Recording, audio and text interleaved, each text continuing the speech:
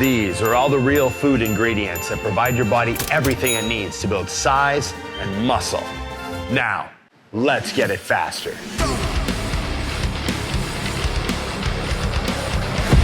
Flex Food is 46 real food ingredients on demand for real muscle building meals and real results fast.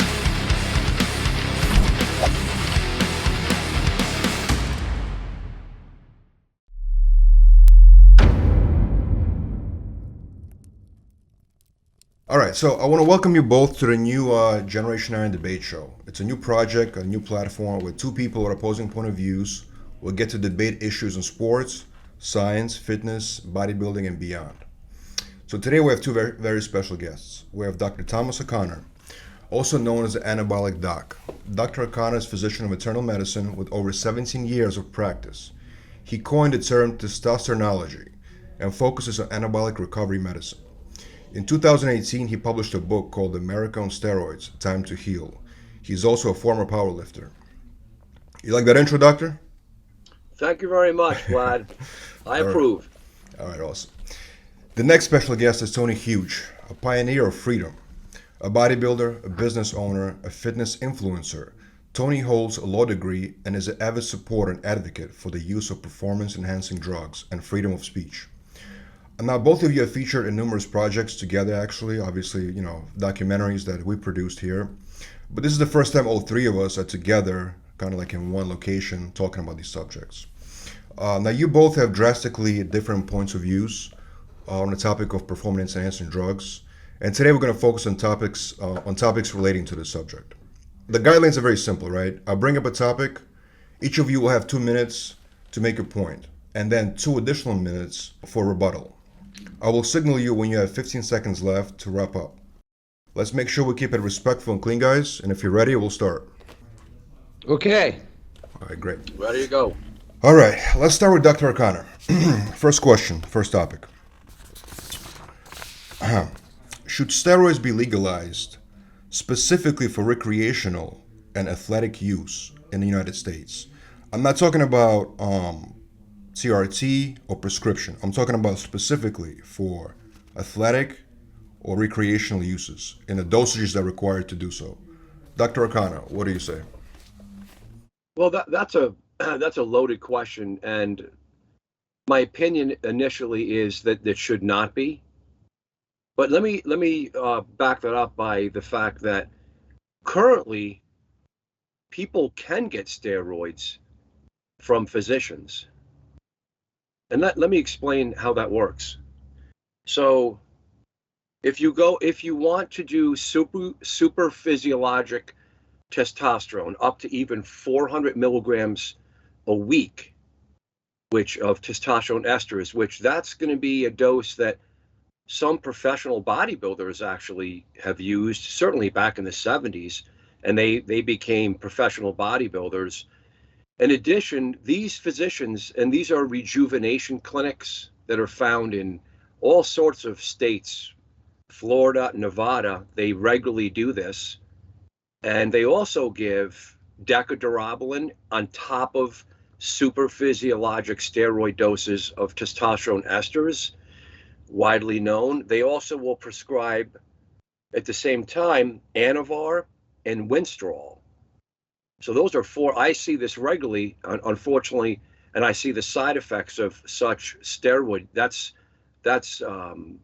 cumulatively a lot of androgen. So this is been happening for 20 years, Vlad, in this country.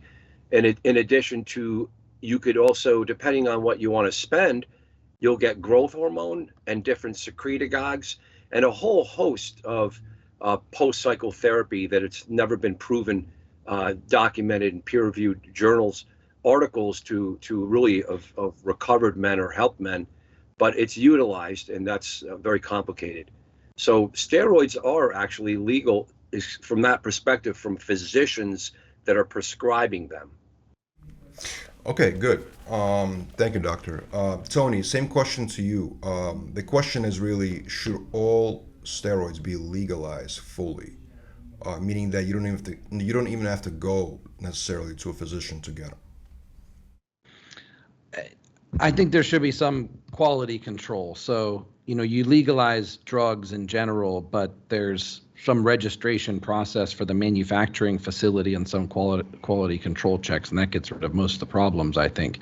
And I think Dr. O'Connor's right that you can get a lot of stuff from doctor these days, but very few doctors will actually do that. And if I'm a doctor prescribing it, I'm a little bit nervous about the risk of on my license or lawsuits, just because the taboo that's created around it, like the taboo created around steroids, is just making it more expensive, less accessible. And so, yeah, if it can be legalized, I say yes. Or if it's just easier to get from a doctor, meaning you lift some of the restrictions on the doctor, like I know that doctors that prescribe this stuff sometimes have a really hard time, and it's kind of against the normal general medicine. So at least increasing acceptance by the public so that the public isn't outraged for no good reason because they're basing their opinions on headlines and they're seeing this as a negative thing. Because I think if the government or medical boards and all that wanted to go after doctors for prescribing too much and their performance-enhancing drugs type compounds, they could. And so we're kind of in this status where it's becoming a little bit more accepted and doctors aren't having as hard of a time prescribing it. So I'm okay with that, but I think why not just legalize it completely? Because what is it the government's job to tell us what to take and what not to take? I'm more of a libertarian, and I just don't think the government should be telling us what to put in our body. Thank you, Tony. Dr. O'Connor, anything to add to that point? Well, Tony's right. Tony's in the know, obviously, that these are not traditional physicians. They're outliers. Even in the anti-aging world, they're more outliers. But it's incredible that it's done. And when that is done, though, Tony, I see the side effects, even with much lesser doses. So guys, people, this is mainly men, but there's women certainly in this too, when these are androgens, of course.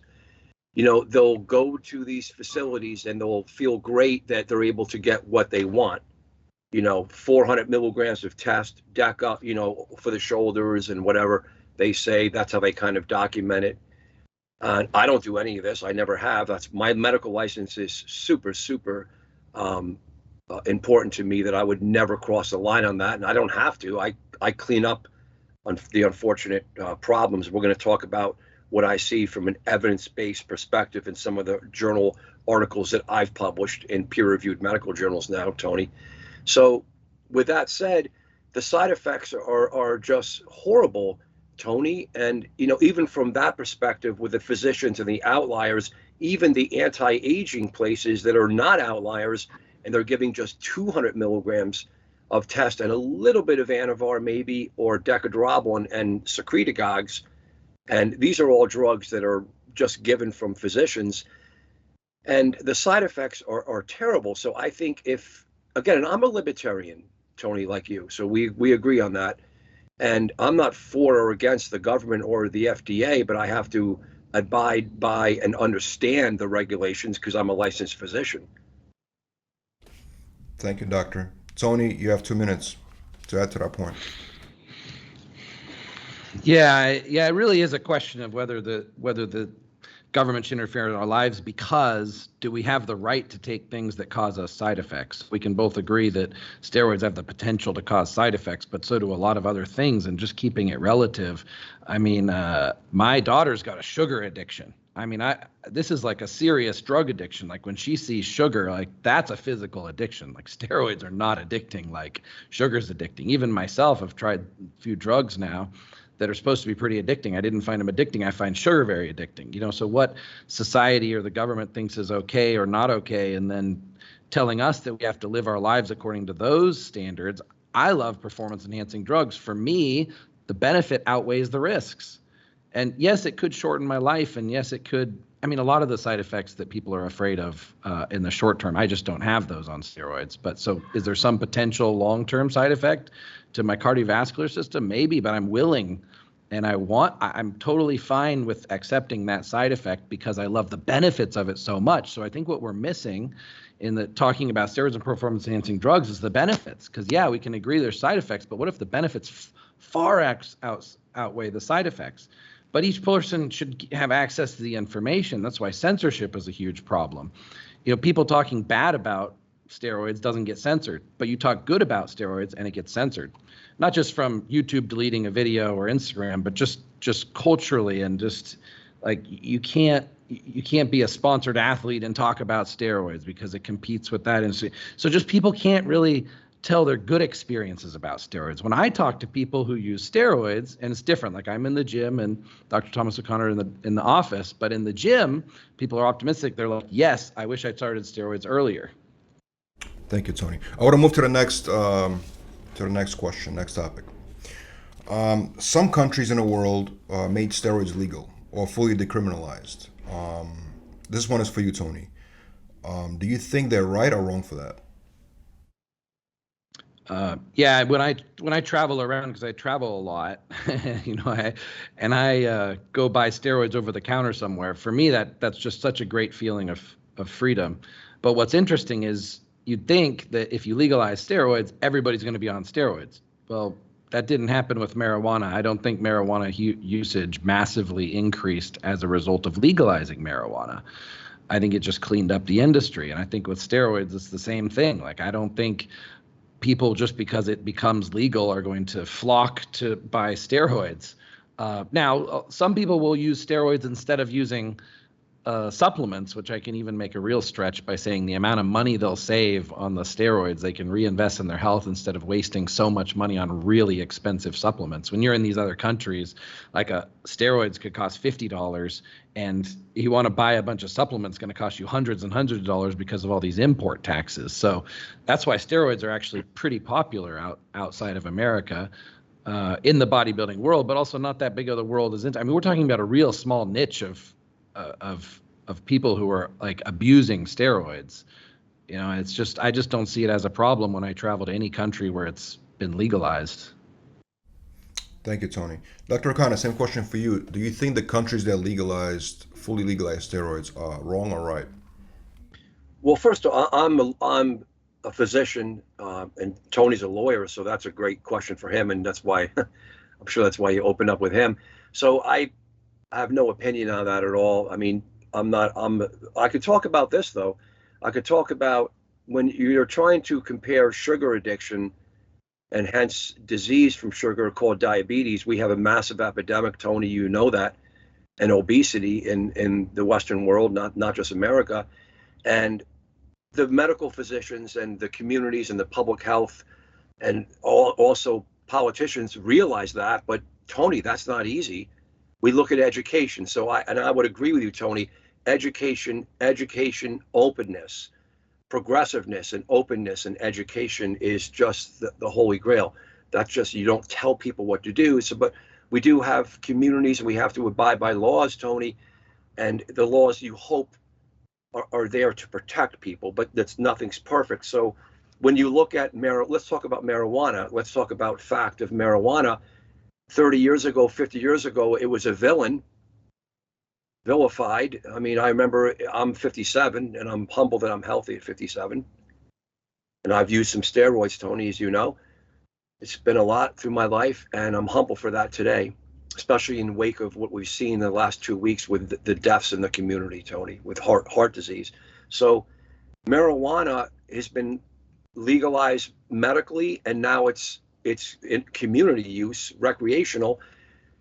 How do we compare marijuana? I've been asked this a lot. Marijuana comparison, sugar comparison to steroids. There's no comparison because steroids are massively more dangerous and stronger agents. Well, okay, we'll go with comparing steroids to other drugs, I suppose. I'd say, okay, they are more dangerous, but they have a lot more benefit too. So it really comes back to the benefit versus drawback. I mean, for me, I was thinking about this today. When I had the flu, we'll call it, for 2 weeks, and I lost 30 30 something pounds of body weight because I was basically fasting for 2 weeks. Afterwards, I was shredded and everything. That was cool, but I didn't feel good. Like I didn't feel full. And just for me, like a huge part of quality of life is just, I like that full pumped feeling in my muscles that you get when you have a lot of muscle or you're on steroids or both. And to have a lot of muscle without steroids is just really hard to do, just so time consuming. I'm not interested in it. And so I use steroids as a shortcut to build these muscles. And it's worth sacrificing some level of health, the same way that someone drinks alcohol or has too much caffeine or just doesn't even sleep enough, or a lot of different lifestyle things that are not healthy, but people do because it makes them happy and it's for their quality of life. So we have to know what the risks are. It's important that Dr. O'Connor says all the negative things that could happen. But what I don't like is the fact that I'm censored for saying all the wonderful things that I do love about steroids. Because if someone wants all the facts to make an informed decision, then have the media. And I'm thankful for forums like this. I can say this stuff, because if I say this on my own channel, I get censored. But I can say I absolutely love steroids and it's worth the sacrifice. And there's a lot of people like me who would say the same thing, but can't. And so that's the balance of information. If we had more people like me that were able to come out and say we're having a good time with steroids, it's worth it. Dr. O'Connor, do you want to follow up on that? What Tony said was risk versus benefits ratio. Yeah. What do you want to say about that? I'm going to say something very direct from if you spend 1 week in my medical clinic aside me, 1 week. Last week we had among dozens and dozens of new patients per week. We had a 23-year-old man, a mother of a 23-year-old man call up who's going for a liver transplant. Now, he's been on steroids 18 to 23, and my nurse did the assessment. I haven't seen the patient yet. I have a waiting list, unfortunately, for a few months now. But my triage nurse did a great job teeing up and talking to the parents, because he's already in a transplant team. And, she got the assessment that this is just an unlucky guy, Tony. Unlucky guy, Tony. He did oral steroids. He didn't think he did any more Anadrol or D-ball than anyone else, Tony. He likes it too. And Tony, look at that arm, Tony, 57 years old. Maybe we'll have a bench off one day, see who's stronger. Maybe we'll see who's bench pressing more. And I'm 57 years old. I benched over 500 pounds in competition. I weighed 198 pounds. Okay. Yeah, I had a little bench press shirt on. Try it. So, and that's because I'm genetically gifted. I'm humble, and I've always been healthy because I've blocked the effects, Tony. I've utilized and I've created medical protocols to protect harm reduction, not a blessing on steroids, but harm reduction. And I think you and I agree on that. And you used to like me, Tony. 5 years ago, we were going to work together because you thought I was very progressive. Thank you, Doctor. I want to have a follow-up question to that, actually. Dr. O'Connor, you can start first. Do you think if steroids were fully legalized, then the use of it will potentially become safer because there'll be more quality control in the market? What do you say to that? Vlad, we don't know, and we don't even know about marijuana and recreational marijuana. But if you look at the literature on marijuana, again, and it's my only apple to an apple, it's a weaker drug. Marijuana is a weaker drug, and that's why it's been decriminalized initially, and subsequently it's open in many states recreationally. Maybe people don't know this, and then you're looking to move to maybe have openness for heroin and opioids. Some places in this country want that. That's, to me, and again, I'm a libertarian. I'm right in the, like Tony, I want a limited government. So, and people should have freedoms. But when it goes too far, there's so much hurt, Vlad. There's so much hurt. I see the hurt every day, medical hurt, accelerated coronary disease, heart failure, liver disease, significant kidney disease, psychiatric disease. Young men from SARMs alone have irreversible anabolic steroid induced hypogonadism that are suffering with libidos, depression, suicide. Now, of course, these are the outliers, Tony. These are the outliers. men are shut down regularly. A whole society of men that are 25 years old that are on TRT for life. Is that okay? A lot of people feel it's not okay. There's mothers, there's fathers, there's the men themselves, there's the children of men that are suffering. And again, I did steroids. There's your baby. There's your beautiful baby in the background. Yeah. So you're a dad, Tony. You're a dad. You're very young. You're only 40 years old, maybe you're 41 now. If we look in your heart, Tony, maybe your heart is diseased already. I don't want you to get hurt and die. Okay, you have to go. You have to go over there. Go run. No. Run.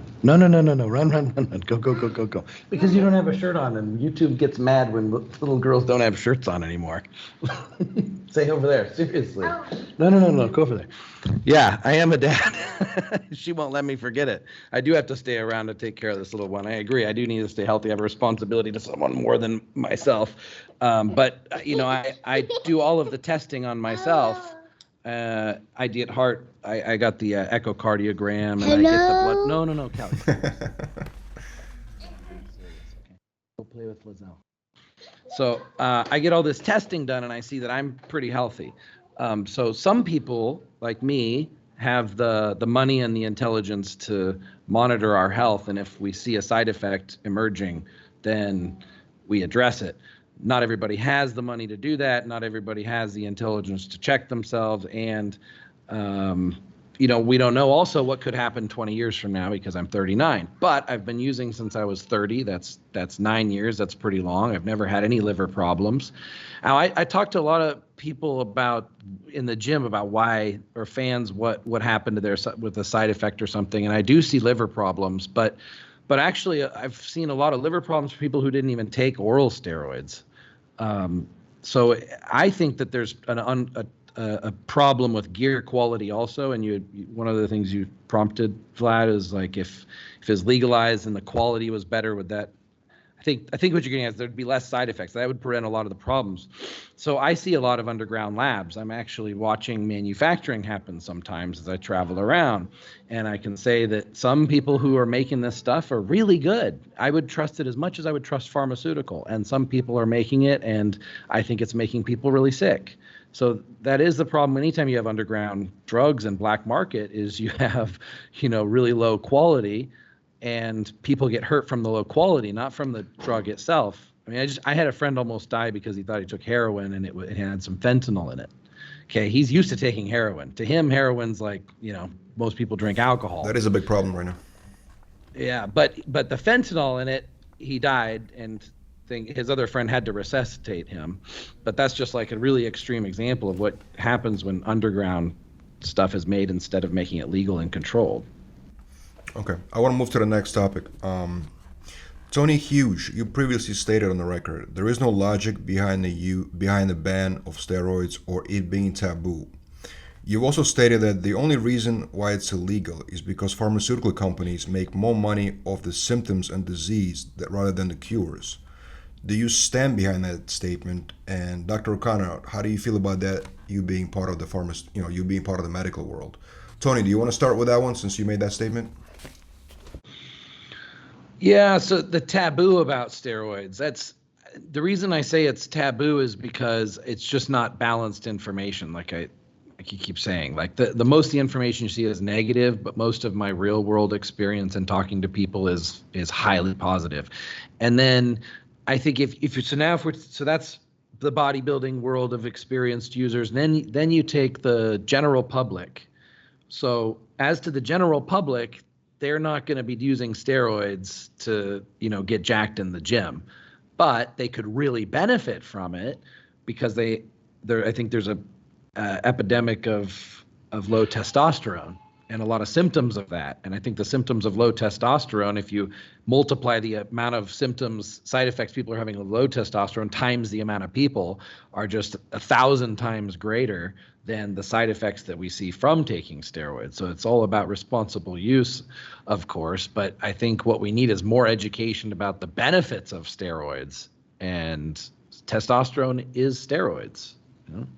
But Tony, you mentioned the pharmaceutical companies being behind that narrative. Do you stand by that? The Yeah. pharmaceutical companies are the ones that don't want to make it legal for that purpose. Yeah, because testosterone, really, to make a bottle of testosterone that lasts someone, 3 months at a TRT dosage, costs around $3, $4, really. It just costs almost nothing to make. People should be able to be on TRT for $1 a month, right? Just if they're buying the raw, the costs of manufacturing the item. So you can see, now, if people actually had access to that, and were able to cure the symptoms of low testosterone, how much would they save rather than spending money on benzos and anti-anxiety medications and Viagra and just a whole bunch of other medications to try to get rid of the side effects of low testosterone? Thank you, Tony. Dr. O'Connor, you being part of the medical field, obviously, do you agree that pharmaceutical companies driving the ban for steroids and also driving the narrative that it's taboo for that reason? No, there's pharmaceutical companies are not driving any ban on steroids because what Tony said stands true in the aspect that there's just no profit. It's not profitable. You see, all the cypionate and nanthate, they're all generic. Undecanate's generic, propionate, it's generic. Sustanon 250 never even entered into the FDA, into this country. So unfortunately, profit is necessary in our society. Pharmaceutical companies today are focusing on coming up with novel treatments beyond corona of diabetes, obesity, and cancer. Right, Tony? Those are, if you guys do your research, you'll see that's where the money is. There's going to be money in SARMs. Tony, you know that. There's going to be money in other steroids, but they're all the pharmaceutical companies are absolutely nothing. They have bigger fish to fry. They could care. I wish they cared about steroids. They don't give a shit. They don't even know what it is. Doctors don't even know what Anadrol is. This is why I became the Anabolic Doc. At a ground rounds, I presented a case 20-something odd years ago, and when I got to the medical aspect, this is how I wrote the book. I said, so do you guys, and I was up in Connecticut, smartest doctors in New York City to Harvard, Massachusetts, right? I'm right in the middle. And I asked the smartest doctors in the world, what do you, this man was on equipoise, he was on decadrobolin, he was on a gram of test. And I asked the doctors in the room, they know everything about medicine. They know he has AFib and his heart was having issues, but they didn't know anything about steroids. So the pharmaceutical companies are not behind this. There's no profit in it. Okay, I got to clarify what I mean by that. The pharmaceutical companies are not behind the steroid. They're not trying to make money off the profit of steroids. They see steroids as competition for their other pharmaceuticals. So what's really common is people go to something like a Kaiser, for example, is just notorious for making it extremely difficult to get TRT. So if you're a patient, you go to Kaiser, they will and you go to them with all the symptoms of low testosterone. They will prescribe you a drug for each one of those symptoms instead of just prescribing testosterone. So there's money being made off of all these other prescriptions that are just treating the symptoms instead of getting to the heart of the issue. That's a lot of my problem with mainstream medicine is that. And then also my other problem with mainstream medicine is like the lack of the holistic approach and just trying to find a single drug for a single symptom. But, when it comes to hormonal imbalances, if you fix the underlying hormonal imbalance, and I think it's more natural to use synthetic testosterone to fix a hormonal imbalance than it is to live in an unnatural state with unnaturally low testosterone. Dr. O'Connor, what do you think about that statement? And do you think pharmaceuticals are trying to, compete against the steroids in a way? No. So Tony, so we agree on that. The pharmaceutical companies are not in the mix at all, but the general medical community, we're suffering in this country from obesity, right? And sugar and obesity and metabolic disease, Tony. And when you go to Kaiser, which I work with them regularly all over the country, that's more California, came out of their classic medical, their managed insurance system that for some parts, for some of us, Tony, it helps. There's some positiveness. This is chaotic. Our life is chaotic because of obesity. I agree with Tony. So when you go there, they don't know. The good doctor that's in Kaiser doesn't think about testosterone or steroids to give, supplanting hypertension therapy, diabetes, dyslipidemia, and metabolic disease. They don't know it. These are independent sums of metabolic disease that if it was an easy fix, everyone would be fine in this country, but people are not fine. But when it comes to Taboo from Kaiser or any general doctor, my peers, they are in fear of testosterone because of the politicization. Tony's going to agree. It's been adversely politicized from Major League Baseball in the 1990s, NFL, PEDs. So everyone thinks, these doctors think you're a steroid user, you're some competitive athlete, when you may want to just do it because you feel great, because it makes you feel great. But they don't understand the side effects. I agree, but it's not some villain physician sitting in the top of these. It's not. This is a conundrum.